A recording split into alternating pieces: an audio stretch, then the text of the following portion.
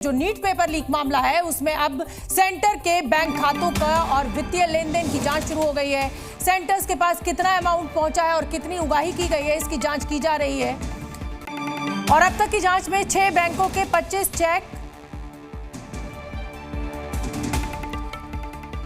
ये exam set करने वाले जो लोग हैं अब उनके वित्तीय खातों की जांच हो रही है। 6 बैंकों के 25 चेक अब जांच के दायरे में है। जांच में आरोपियों ने बड़ी जानकारी दी है। 6 बैंकों के 25 चेक, एटीएम कार्ड बरामद किए गए हैं। गिरफ्तार हुआ है जो सिकंदर है उसके समेत 13 आरोपियों ने बताया कि कैंडिडेट से 40 लाख रुपए लिए गए हैं। ईओयू की जांच में 40 छात्रों की सटीक जानकारी मिली है जिन्हें प्रश्न पत्र रटवाए गए हैं।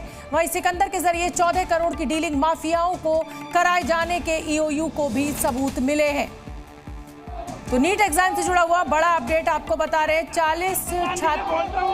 40 छात्रों को अब आइडेंटिफाई किया गया है। जी न्यूज संवाददाता प्रशांत पटना से मेरे साथ जुड़ रहे हैं। प्रशांत, बेहद दुख की ये बात है, लाखों छात्रों के भविष्य की ये बात है और इतना बड़ा घोटाला सामने आ रहा है, लेकिन अभी तक एनटीए जो है वो इस एग्जाम को रद्द करने के लिए सोच भी नहीं रहा है। पूरा मामला सुप्रीम कोर्ट में। अब छात्र 8 जुलाई तक इंतजार करें और अगर सुप्रीम कोर्ट कोई कड़ा फैसला ले ले तो फिर उसके बाद दिक्कत वहीं की वहीं। और ये यहाँ पर देखिए, यहाँ पर ये क्या कुछ चल रहा है। 40 छात्रों को आइडेंटिफाई किया गया है। प्रशांत, देखिए शबना, सबसे बड़ी बात है कि इसमें 40 प्रशांत, आपको मैं रोकूंगी। इस समय शिक्षा मंत्रालय की प्रेस कॉन्फ्रेंस चल रही है, सीधे वहां कर जाएगी और इसके साथ ही मैटर को सीबीआई को भी रिफर कर दिया गया है ताकि जो भी पॉसिबल अगर कोई ऐसा इन्वॉल्वमेंट है तो सभी लोगों को उनको खिलाफ कार्रवाई की जा सके।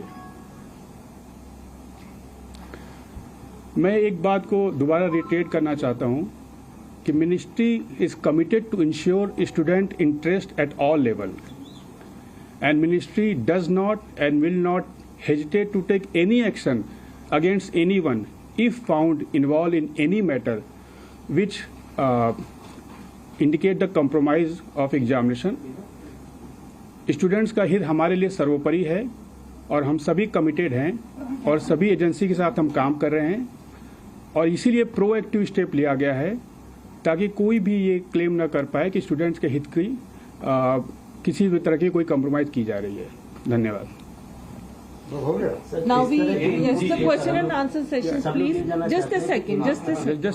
So now we'll have the question and answer session. Please just introduce yourself before asking. One at a time. One by one. Neeraj Pandey, ABP news. मेरा सवाल आपसे ये है, एनटीए को किस प्रकार के इनपुट मिले थे और क्या एनटीए के कुछ ऑफिसर्स या उनके कर्मचारियों का भी इस मामले में इन्वॉल्वमेंट है या कुछ कोचिंग संस्थानों का भी कुछ इन्वॉल्वमेंट नजर आ रहा है आपको? इनपुट यूनिवर्सिटी ग्रांट कमीशन को मिले थे I4C के द्वारा, जो कि मिनिस्ट्री ऑफ होम वेयर के अंदर काम करता है। वो इनपुट टेक्निकल नेचर के थे और प्राइमा फेसी ये अपीयर हुआ था कि exam it might have compromise. अभी तक किसी डायरेक्ट लेवल की बात नहीं हुई थी एंड ये प्रोगेटिव इन्वेस्टिगेटिंग एजेंसी का है कि they inquire the matter and check and possible collusion at any level. We are again saying collusion at any level if found, we are very much ready to take action against anyone, but ये matter अभी CBI को गया है। We should wait for their report. Thank you. Yes, please. Next question from आपसे please.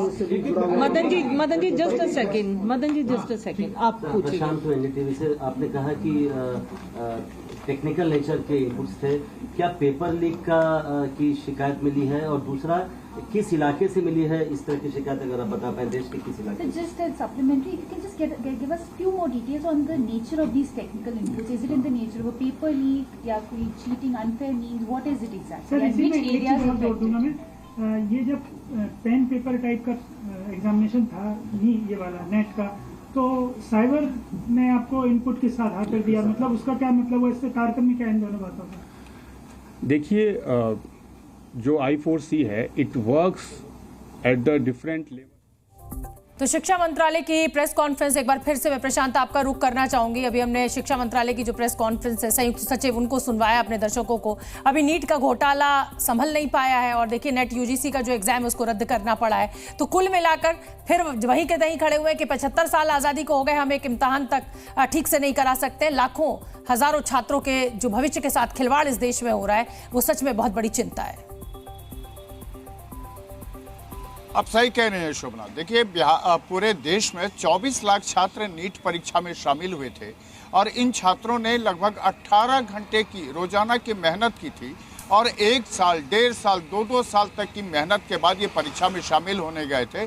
इनको पता भी नहीं था कि नीट का पेपर लीक हो गया है और उस पेपर के जरिए कई छात्रों को अलग अलग जगहों पर सेटर जो हैं जो पेपर लीक किए हैं वो उनको प्रश्न पत्र रटवा रहे हैं। देखिए अभी जो आर्थिक अपराध इकाई है उसके पास जो जानकारी आई है उसमें ये कहा गया है कि 40 छात्र थे जिनको कि ये प्रश्न पत्र रटवाए गए थे और 14 करोड़ की एक सेटर के थ्रू ये डीलिंग हुई थी। ये सेटर था सिकंदर यादवेंदु।